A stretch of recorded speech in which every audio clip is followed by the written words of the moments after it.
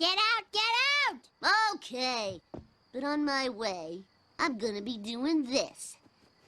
If you get hit, it's your own fault. Okay, then I'm gonna start kicking air like this.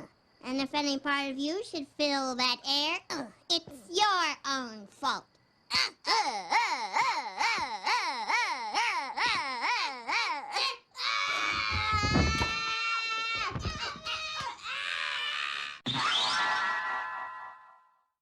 Hey there, heroes! My name is HeroGirl. I'm your friendly local neighborhood hero tuber, and I'm here to let you know that if I can do it, so can you. Gisa Geralf is a commander in colors that we don't normally play all that much. Blue-black is honestly the hardest combination for us to play. I'm a Boros player at heart. I am a Boros player at heart, and the exact opposite of that is anything blue-black. Like, it's just the hardest color pair for me to master. Gisa and Geralf, they are a 4/4 for 4. When they come to play, we mill 4 cards, and then once they're each of our turns, we can cast a zombie from our graveyard. Now, the real sticking point here is that 1, they mill, 2, they let us cast stuff from our graveyard. Now, it's not like a Liliana where she can neg 3, and then you can just cast all your zombies from the graveyard. You only get 1 per turn, so in essence, they're kind of drawing you a card, kind of like the way the bank job does. What I kind of want to do, after messing around with this, is play a blue-black tempo deck. Kind of like the blue-black version of our Gisa Geralf deck that we were running a couple of weeks ago. I wanted this deck to feel like black-blue, rather than just what a lot of the lists I was looking at were doing, which was mostly black with some blue splashing. If I want to play a blue-black deck, I want it to feel like a blue-black deck. So one of the reasons that we want to play this is Oglor Devoted Assistant lets us look at the top 2 cards of our deck and send one to the graveyard. And if we send any creatures that we want to get back with Gisa Geralf, they're going to have, whenever they leave the graveyard, we get a 2/2 zombie creature token, which is 1, that's good Bajuka Bog protection. That means if they just carelessly exile our graveyard, we get more value and we get more graveyard protection. But also, if we're actively casting stuff out of the graveyard with Gisa Geralf, we get more tokens for our value. So that's really good. I really like it. So, with that being said, let's go ahead and get into the games. Let's see. Not a bad hand. Got our black source, even though it comes in a turn later, but we got both of those. Might actually be worth casting the Colossus before casting the Crypt Breaker. We're up against Yarok, so we're not gonna have like a lot of time. Go ahead, get our black source online. We don't really have a turn 2 play though, so get the Crypt Breaker out. Play Colossus. I guess it depends on whether we draw another land. This is okay. That just made my decision so much easier. Because having Oglor out now, that's going to help us out a lot with making sure that we actually draw into the things that we need. He's just a little. All right, our opponent's going to go ahead and ramp. You know, I never really noticed that Into the North grabs any snow land. That is so big for my 3-color decks that play green. Ah, okay, so let's go ahead and we'll stick the island away. And honestly, now that we have double black, we can play Colossus first. And now next turn we can go Thraben, Crypt Breaker. Probably definitely the Arc Ghoul first, and then the Crypt Breaker. We'll start getting a lot of more zombie presence here. Notably, our opponent hasn't played any mana dorks yet. But they had... Speak of the devil. Well, that happened. Let's see. Lord of the Curse is pretty good here, actually, because then that lets the Colossus go in. I do want to make sure we have more lands, but let's go ahead and build our forces just a little more aggressively. Yeah, let's go ahead and do that. There we go. That's what we want. Because we're going to save the Soul Shatter for their Yarok. And we're going to go ahead and start getting some pressure on them too. If we want to be a tempo deck, we actually have to be able to swing in with zombies. And this way, if Oglor can help us find a land off the top, we'll be able to make a creature with the Crypt Breaker and use the Soul Shatter. And if they start popping aware zombies, that's where Gisa and Geralf really come in. Let's see, a Cavalier grabs a land off the top, grabs a card from the graveyard, and it has the same converted mana cost as Yarok. That's actually kind of a problem for us. I'm just gonna Mind Stone. Well, we wanted more land, but we could probably go for the Replicating Ring instead. See, we go for the ring, and then we Crypt Breaker. I feel like the land is just more... Is the land more valuable here? It might be, but it doesn't actually let us play the Soul Shatter and use Crypt Breaker. So that's kind of what I have to do here. I don't like using the Cavalier on the Yarok. But we gotta get rid of the Cavalier before they really get anything else. Now, they've got a Garuda in here, so they might want to get the Garuda. If they do that, they fill our graveyard. I think I'd like that. Alright, so let's go ahead and we'll Soul Shatter. They can exile it, and they can get the Garuda back. That's kind of what I want them to do since it fills up my graveyard, and they are. The real problem with the Thorns is that sometimes they can get back really, really problematic cards. And now we're going to attack with everything except the Crypt Breaker. There's something to be said about using the Crypt Breaker to draw us out. But this puts him down at 9 life. Which means that there is a lot of pressure on them now.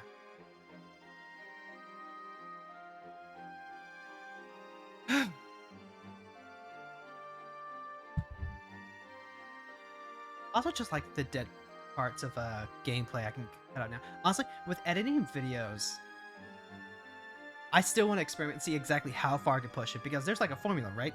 There's a formula to people who post the gameplay videos. They'll go ahead, they'll have it, they'll have some sort of editing. Yeah, exactly. Okay, is that like a grave joke? Is that what we're going for? We're going for a grave joke?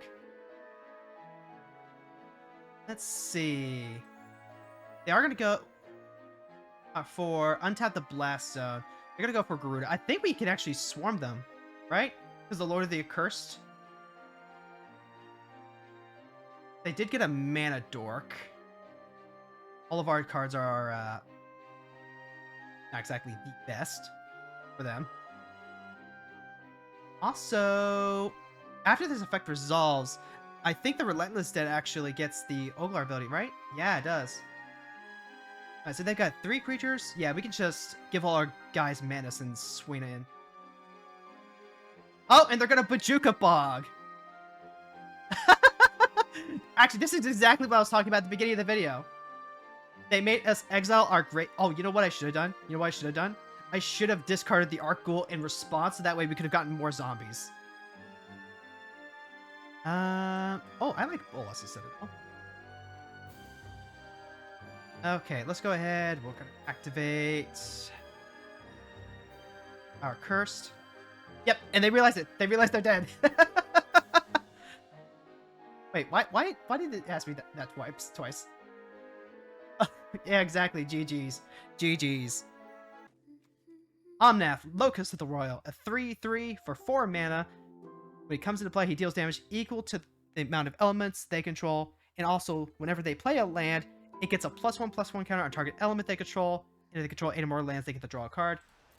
We've had games with that before. This is doable. This is doable. I like this. We've had a game against Omnath before, and you've got to play very carefully against a deck that has both counter magic and green regrow effects, which is why I'm just gonna go ahead and oh, I thought this was the Thoughtseize. This is the counter spell. Well, we're not gonna be able to counter anything right here, so we'll go ahead and bring it. There we go. This does mean that we'll have turn 4 plays. Let's see. Let's go ahead and play a Relic. Relic of Legends is a card that I only just recently started playing, and like, why didn't I play this sooner? This is great for commander decks where you actually don't want your commander in combat, where they're more utility than anything else, because then this becomes a 2 mana producing 3 rock. Alright, so they're going to go ahead and seek a creature. That means that when Omnath comes down, he will be able to shock whatever we play. Let's see. If they shock Lily, not the worst. I also don't really want to play her without too much protection. So, like, in the Drown and the Lock, it only works if they have a sizable graveyard built up. So, like, it gets a lot stronger as you end up going on later on. We can play Liliana. Should be a little naked, though. Let's go ahead. Play Gisa Geralf. Specifically... because this does let us keep up tempo with the Infernal Grasp.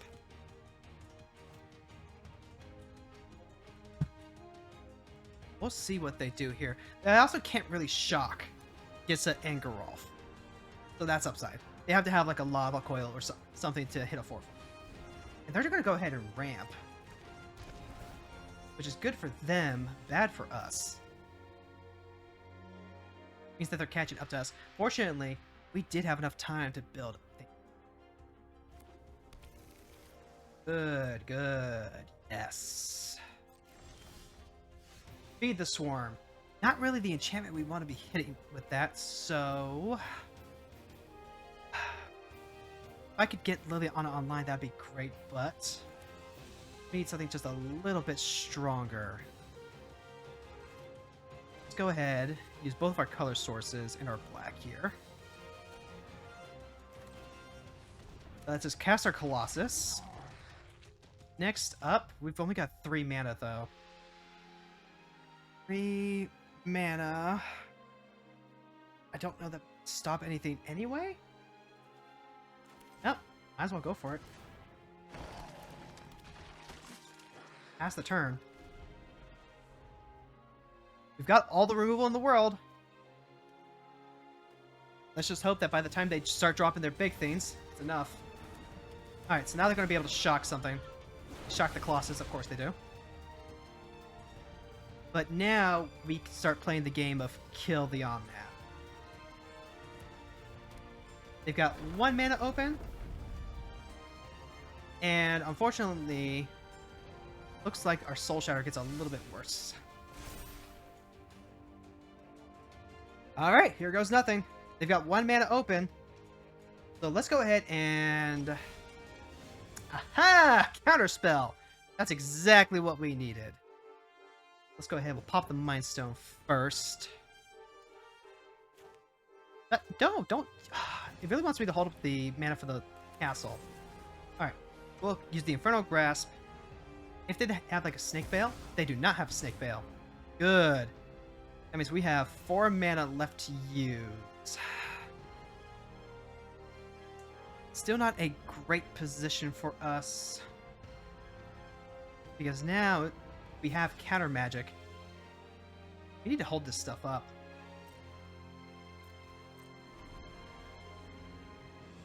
This is tricky. Because we're missing our land drops. If they have any sort of like really big removal, we're in trouble. They also just hit 4, 5, 6, 7. Recasting Omnath's not a problem. Look at the top card of your library. If it's a land card, you may put it onto the battlefield. If you don't put that card onto the battlefield, put it in your hand. You know what? Let's go ahead. We'll let it mutate. Because even though they do get value off that, this does mean that they're inclined to try swing in. Nope, they're going to pass the turn. Alright, let's go ahead and Soul Shatter. And either they have the removal, or they lose their big thing.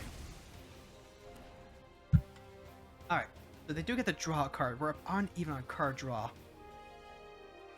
This is going to be a rough matchup. Temur is probably the second most powerful card combination in Magic. Alright, here we go. Now they have 2 cards in their graveyard. Don't think. Stop them, though. Here's our land. Play the Colossus. There's the Colossus. Go ahead, play the Reaver. Make more tokens. Alright, and at this point, we need to start getting in there, because if all they have is a 2-2... Yeah, let's go for it. Oh, no! Oh, no! Oh, God. I wasn't expecting a Thrix. Thrix. Flash, flying, spells you cast with mana value 5 or greater. Costs 1 less to cast and can't be countered. That is a huge problem for us. And then, yep, there goes our Anthem Scab. So we need to kill that storm right away.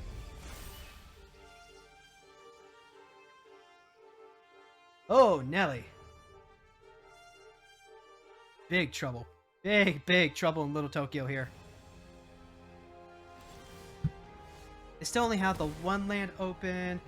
Ah, a River's Rebuke would be perfect if we had Gisa Geralf out. Alright, as it is... Alright, let's see if we can get it. Will it resolve? Alright, it does. It does. Now they have 3 here. Drown in the Comb requires us to have less than equals. So they would have to have 1 more. Shoot. Well, they're going to start drawing cards. All their lands turn into draw lands.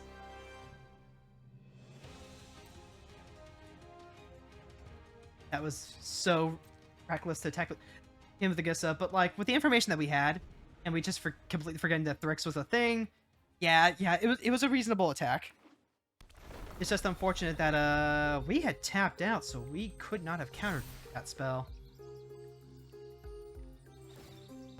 Oh, and they've got the Fable Passage. They are absolute control right now. But if we can draw into a land, we can start resetting them a bit. The problem is, they have so many lands that they're just going to drop everything again. So we need a different Wrath. We need like our Snow Wrath. And with Gisa Geralf being back, I guess I could have let them die so that way we can get them back with Liliana. But the problem is, they're going to be playing counter magic just like we are. Alright, now we have no legends, so we don't have the mana to use the big site either. Frustrating, but what can you do? There we go, there's our land.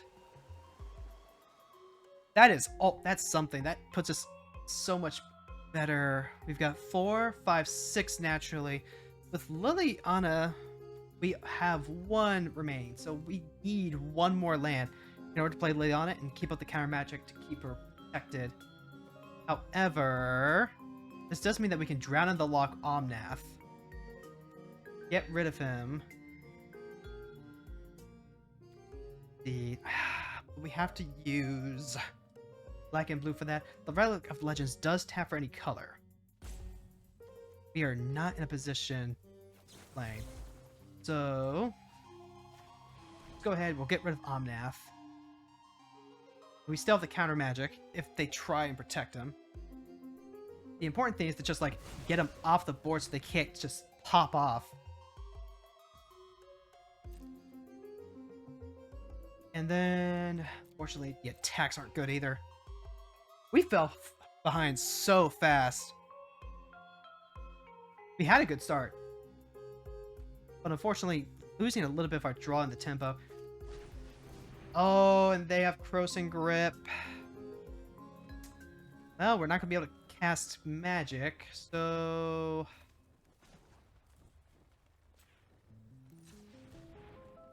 Yep, and it's got Split Second, so we just, lose that. And, well... Field's down. Field's down, friend, you got me. Let's see, Midnight Reaper would be tempting, but doesn't help us out right now. They've got a full grip of cards. What are they doing? What are they waiting for?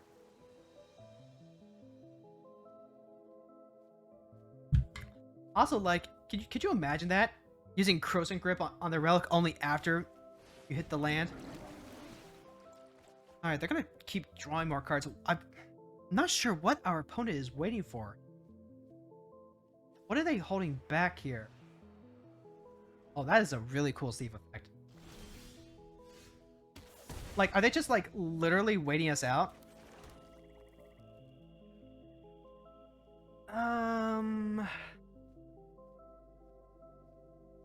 Yeah, River's Rebuke is a really absurd card. The problem is, right now, they haven't committed anything to the board. Like, they've got, what, 2 enter the battlefield effects and wizard class? So it really doesn't do anything for us right now. And meanwhile, our Graph Reaver is just ticking down the clock. I honestly wonder if our opponent is trying to see if the Graph Reaver will kill us before they have to do anything. Let's see. Okay, so there's they have a Floodhound, so they're just gonna keep building more elementals now. This is good for us, but also bad. Because now, let's see, to any target equal to the number of elementals can actually hit us to the face. Okay, there we go. They're gonna start swinging in there to get the clock going. Alright, and they're gonna pass turn. So... there we go. Let's go ahead and start filtering. We can start hitting more land drops, will be good. Just need to hit mana. Well, that's not mana. But... well, gets us more stuff on the board. And we are not in a great position otherwise. What I'm going to have to do is I'm going to have to start swinging in with the Graph Reaver. Either now we're in a position where they block it, we do get to draw another card, we get to try and dig a little deeper for that land. Oh, they're just going to block with their Floodhound. That's interesting. Alright, we're in a race now. We're in a race. We have enough of a board that we can race. They just have so many lands. I'm not sure why they're not just trying to like brute force past the counterspell. Like when you're in a position like that, you really can't let what your opponent has in their hand scare you off, right? Okay, yep, okay. So we'll counter the Great Henge, and if they have a counterspell for our counterspell, well then we're sad.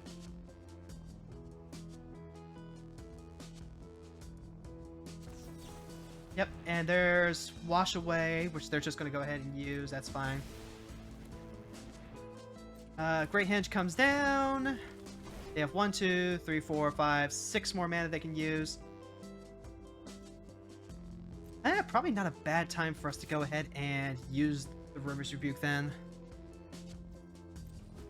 Because we have 6, 8, 10, 13 on board.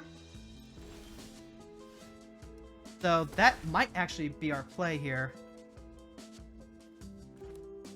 Alright, let's go ahead, try it. Do they have another counterspell? If they do, I don't know that there's anything we can do about that. No, they didn't. Okay. So then, let's just go ahead and swing in. We might be able to take this game back.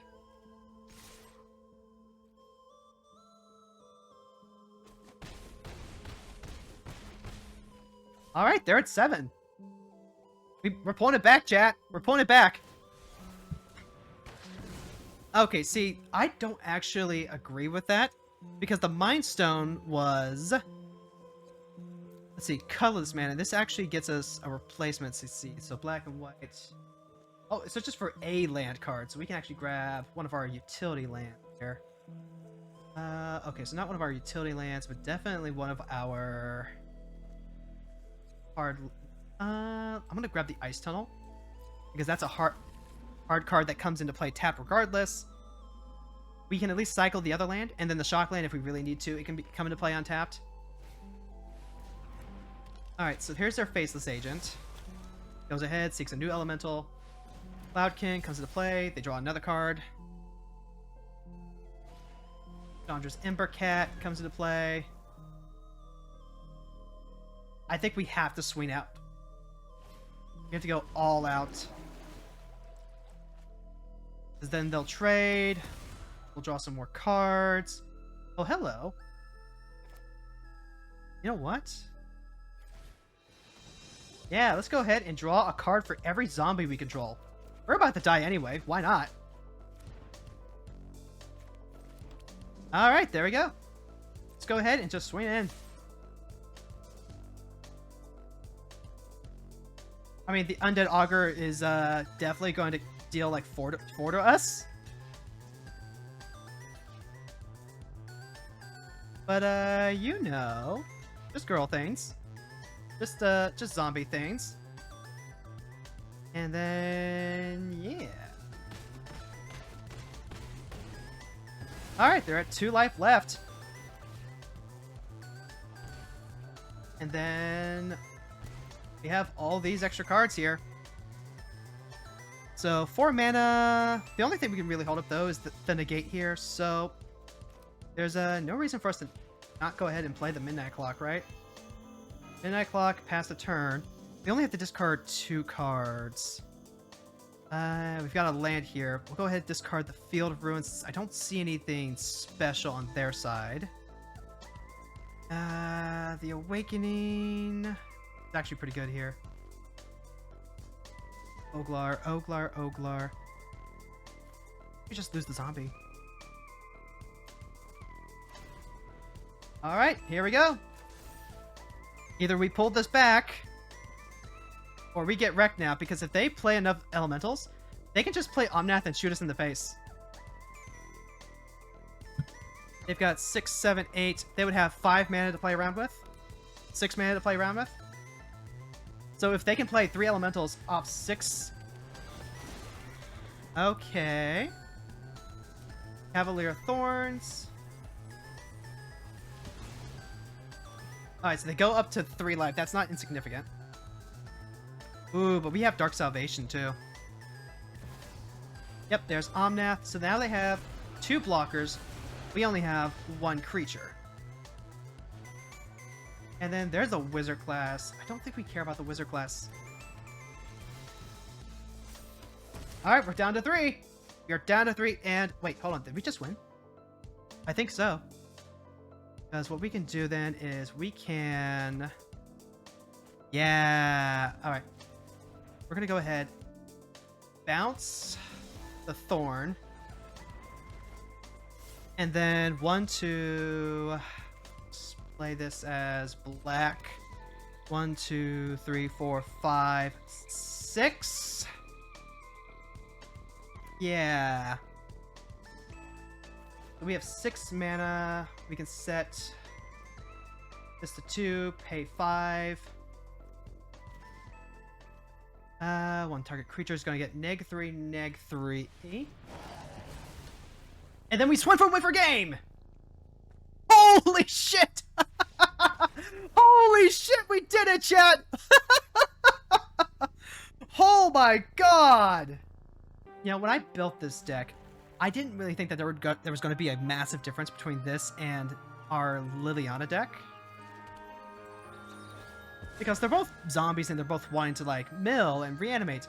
But playing this not as a milling reanimation deck, but just kind of as a tribal tempo deck has definitely made it feel a lot different. Alright, so they've got their Selfless Savior. We've got Jadar. And we've got our Wrath if we manage to hit enough lands. Which Forbidden Alchemy is gonna have to grab for us. Memory Deluge is probably like a good replacement for this. They're roughly the same. But this does get to be played for 3 mana as opposed to the 2 and 2 blue that Memory Deluge does. Memory Deluge grabs more cards though. This one fills up the graveyard. Aha! You know what? No, I'm gonna play this because I want to play around.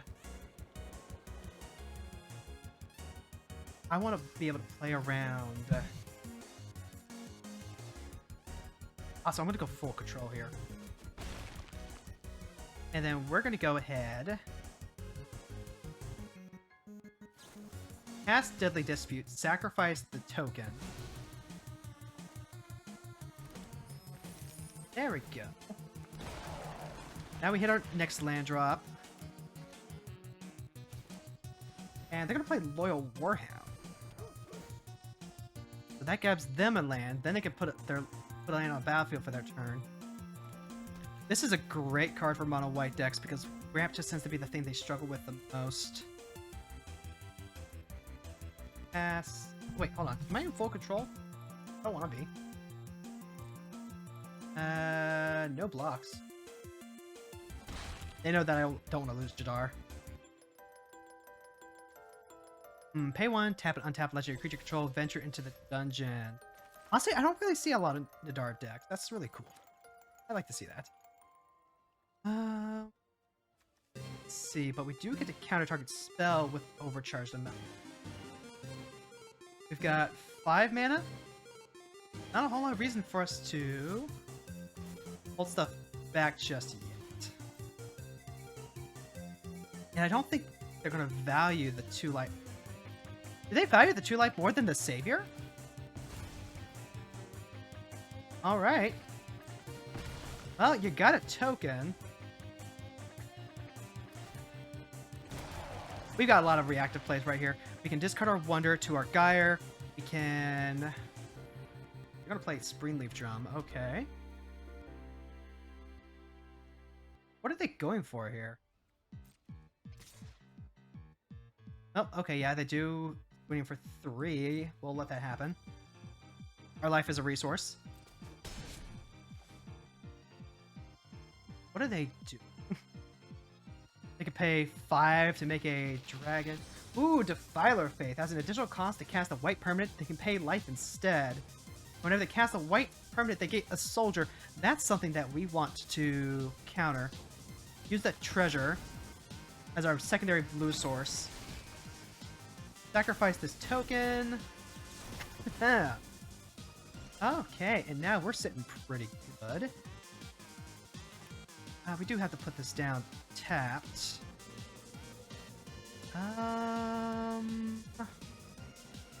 Should be playing into a Wrath. We play into a Wrath. Am I fine for that? I think I am. What, we can just play Lily on the next turn? And we'll just leave the Amalgam back to block. Because if they Wrath right now, then yeah, we lose our Amalgam, we lose Nadaar, and we have to reset Gisa Geralf. But the upside of potentially milling into a zombie that we can go play Colossus, and then make more tokens off of Colossus is pretty good. You just start beating back in too. Let's see, I'm not seeing 5 lands, 6 mana.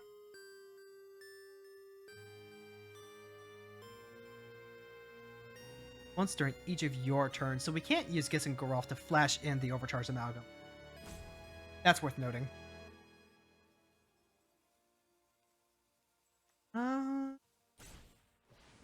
Highest command. A woe encounter on a creature you control. It gains double strike until end of turn. Search your library for planes. Yeah, I'm fine with just jumping here. 8 damage is a lot. It's a lot. Let's see. Also go Liliana here. I still want more blockers though. So then, sure. Let's go Diagraph into Reaver.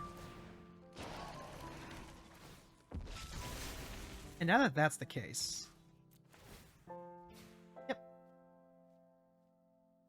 Also, I don't know why I'm playing these main phase 1. Like, there's just no reason for me to do that. I wasn't playing these zombies that would benefit from that.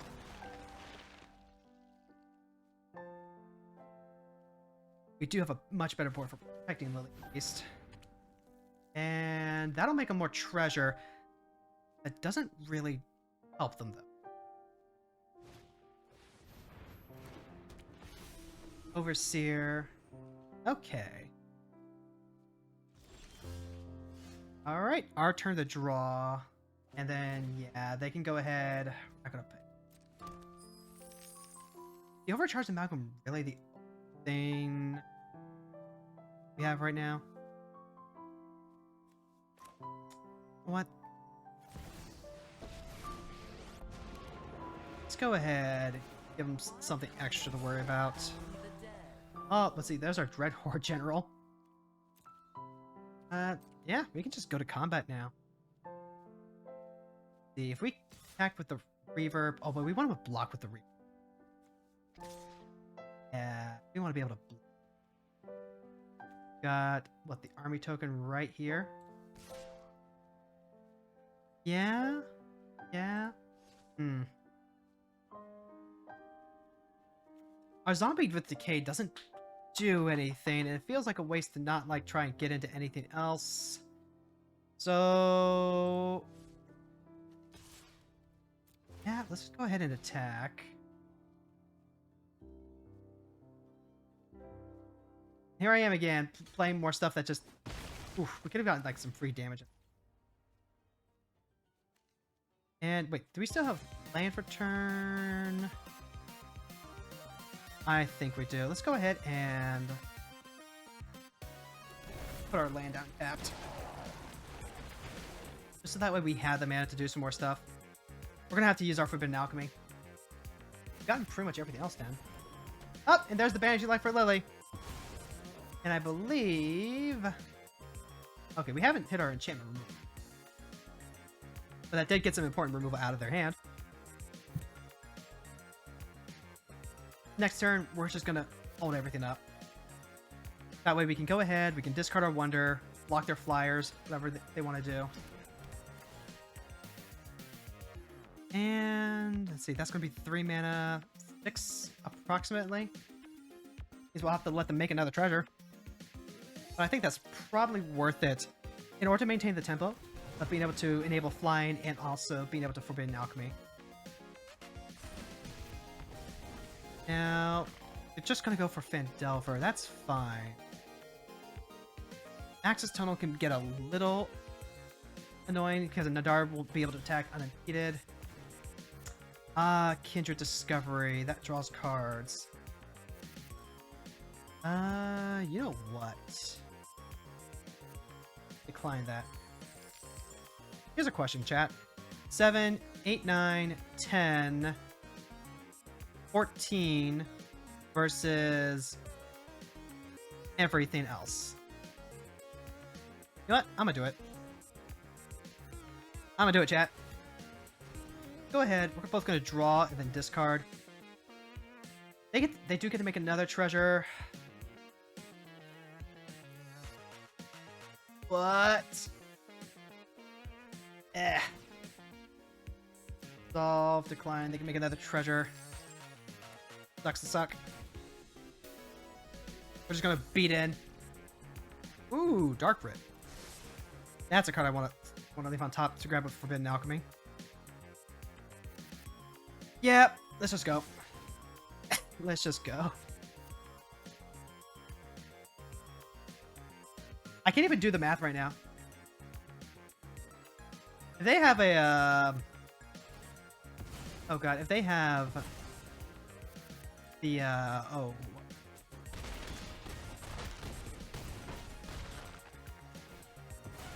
well, I can't remember. I can't remember the 4-mana instant that would do it. Now they're at 9 life. Unless they can kill me this turn, they're gonna die on the crackback. Alright, so they go ahead, they're gonna conquer death. They exile the Colossus. Gisa Geralf. Yep, I agree. The Colossus is the best one. But they spent their turn on removal, and they still don't have a way to block everything else. So they have to have a way to exile the Wonder that's in our graveyard. And already, that's just like so much better than Geralf. Because Geralf wasn't really going to get any sacrifice. Time to like start sacrificing stuff and make other tokens. Like, I guess there's some synergy with Nadaar and Geralf, since Geralf can turn Nadaar's tokens into 2/2s that stick around. Alright, so they're going to cast Muriel. In response, I have the Forbidden Alchemy. Otherwise, I'm not going to get a chance to do that. Let's go ahead and grab our Dark. Dark Virtual lets us use Kindred Discovery. Yep, they're going to bop in. That's not going to do enough. Because they're only going to be able to, what, drain a life?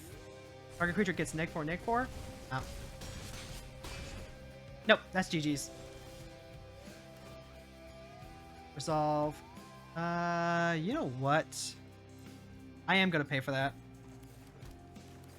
And then we're going to... I say it's GG's, but... I'm not really doing math right now. Oh, you know what? This could have been really bad. I did not think about this. I did not think about this. Why did I not think about this?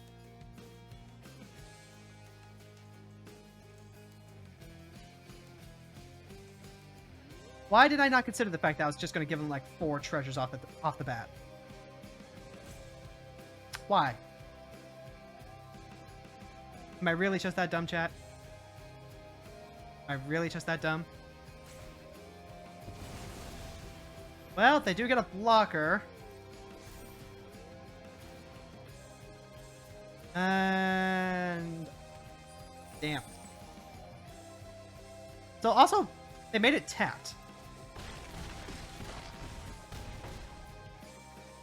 Yeah, I definitely should not have played the Kindred Discovery.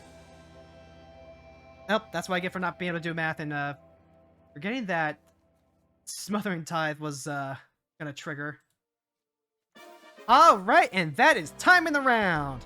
Folks, I hope you had a lot of fun watching Gisa and Geralf. Honestly, I can't really think of anything I would really want to do differently with the deck as it is.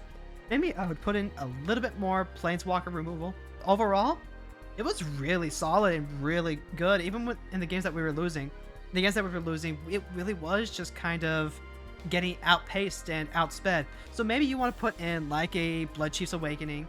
Fatal Push would probably actually be pretty playable considering how often we were seeing Nadaar. So smaller, cheaper removal spells like that will definitely help shape this deck to dealing with some of the more aggressive starts, getting rid of some of those mana dorks that will help ramp and get the green decks out of control. I think this experiment was a complete and utter success. The deck feels like a black-blue zombie deck, rather than just playing mono black zombies and then splashing in the occasional blue card. Take advantage of your colors, people. You're playing blue and black. You can play so many fun cards. Kindred Discovery, Reflections of Littlejohn. We didn't get to see it, but the Bolas's Citadel goes absolutely nuts with stuff like Reflections. It's so good. And if you want to see the deck list, it's going to be down below in the description of this video and VOD. Next week, we're going to have March of the Machines revealed. And I am so excited to go back and play one of my most favorite Boros generals ever. I'm going to be playing Aurelia the Warrior Leader. So please look forward to that. Folks, we'll see you next time. Same hero time, same hero channel. Good night, everyone.